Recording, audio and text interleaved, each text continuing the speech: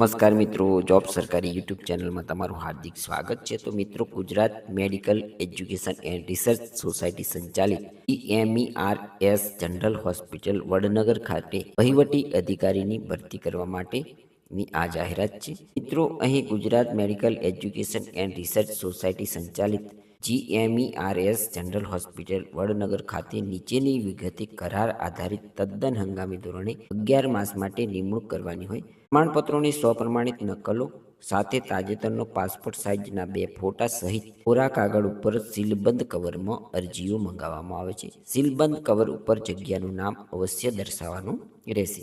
અહીં જગ્યાનું નામ જોઈએ તો વહીવટી અધિકારી. ભરવાપાત્ર જગ્યા 1 છે. માસિક ફિક્સ પગાર 30,000 મળવાપાત્ર થશે. અહીં અરજી કરવા માટેની મહત્વની શરતો જોઈએ તો ઉમેદવાર વર્ગ 1 તથા વર્ગ 2 ના સંવર્ગમાં સરકારી સેવામાં વહીવટી અધિકારી તરીકે નિવૃત્ત થયેલા હોવા જોઈએ.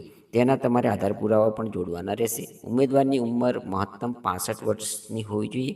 અરજી સાથે નિવૃત્તિ અંગેના આદેશ તેમજ પેન્શન ચૂકવવા હુકમની નકલ રજૂ કરવાની રહેશે. ઉમેદવારે અરજી સ્પીડ પોસ્ટ રજિસ્ટર રેડીથી જાહેરાત પ્રસિદ્ધ થયે તારીખ 25/1/2026 સુધીમાં અત્રેની કચેરીને મળી જાય તે રીતના મોકલી આપવાની રહેશે.